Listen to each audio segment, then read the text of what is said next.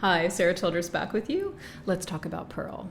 I think the scariest thing about Pearl is its honesty, and I think the scariest thing about Pearl is her refusal to give up or give in. Now let's start with some low-hanging fruit. Yes, I do see some connections between Pearl and Psycho, which also deals with mother issues and repressed desires, but I see an even stronger connection between Pearl and one of my favorite melodramas, which is Leave Her to Heaven.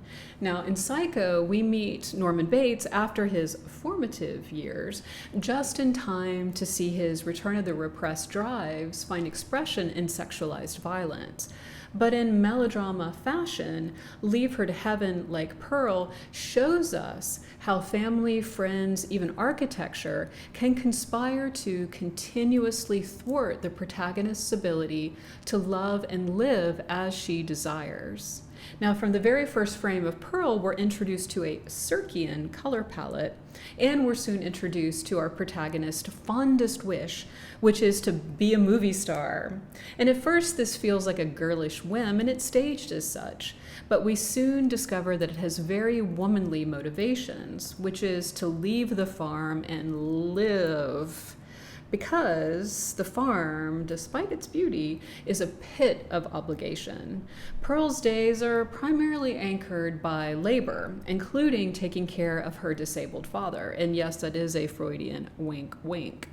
And then there's her mother, who's constantly telling her to do something or insisting that she accept her fate of a lifetime of suffering, sacrifice, and toil, like she has.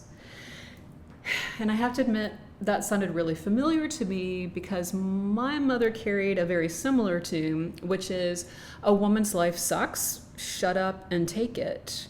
And then let it fester inside of you until it makes you hate everyone and everything so much that you want to destroy it all.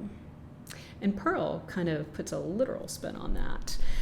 But this feeling, this repression is really the focus of Pearl. And we can really see it in one of my favorite scenes, which is basically a showdown between Pearl and her mother, Ruth, over dinner. And it's a thrilling moment because it's so true. Here are two women laying it all out on the table. And I don't remember the specifics, but I do remember Pearl insisting that she will be valued and loved and special and free. And Ruth's, it actually took me a second, I'm still struggling to find the right word, her revulsion, her loathing, her resentment of her daughter, which comes from a place of basically, who do you think you are? Like, you think you're better than me? Like, why do you think that you can escape what I wasn't able to? And unfortunately, that's also a conversation that I've had with my mom, or my mother has had with me when I was about Pearl's age and maybe a little bit younger. And I still don't know why. Misery loves company, darkness breeds darkness, women tearing down women because that's what we're taught to do. I don't know, but it's horrifying. Yet here it all is in this film. Two women who have stored up years of frustration and resentment and rage, and the approved way that they find to vent this rage is to smear it all over one another. Because it seems like only by hurting one another can they find release. And it's a temporary release, though for some it's more temporary than others. And this scene to me seems to be a perfect integration of horror and melodrama. But now I want to bring noir in, because I feel like Pearl is a femme fatale, and this aspect of her character becomes more apparent after the showdown, because we learn that, like all femme fatales, Pearl is constrained by her circumstances and her gender. She wants the freedom, the power, and the admiration that men have, and so she thinks her best bet is to use them to get what she wants.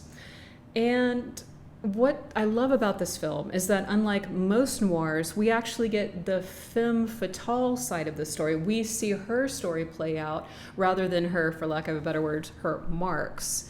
And having access to her perspective, her motivation, her truth really comes to the fore in another one of my favorite scenes, which is another, not so much a showdown, but it does occur over the dinner table or over a table and between two women.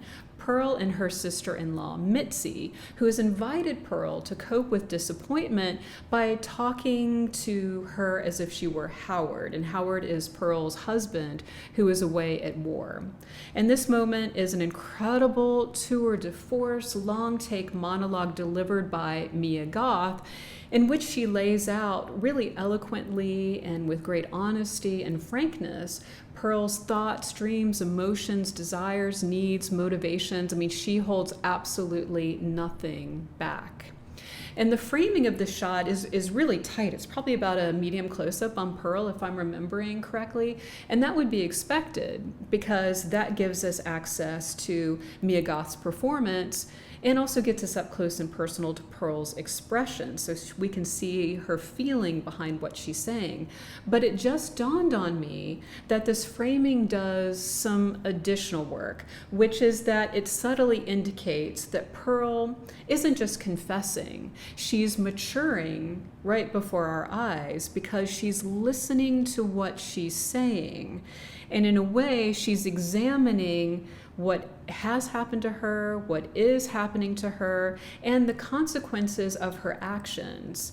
And it's a very powerful moment because we come to find out that she's realizing that she's just as constrained still as she always has been, and the frame around her is a filmic way of indicating that. And that's why after this moment, everything that she does can be explained by this kind of maturation, by this greater understanding. And that's really when the horror of the film kicks in overdrive for me. And this is also about the same time when the psycho kind of return of the repressed starts to show up. But it's also, oh my God, I love it. It's also when we see the final shot of the film, which is one of the best I've ever seen because it encapsulates so beautifully this matured understanding, but also the horror of this matured understanding because we see Pearl performing a woman's role of offering hospitality and warmth, holding a smile so long and so fiercely and yes, so artificially that it becomes a tear-streaked grimace, which is incredibly evocative of the horror and the pain of acceptance. And that it gives me shivers still. And it's just, and this is why I think the honesty of the film is just so incredible. So please, please, please, please go see this film.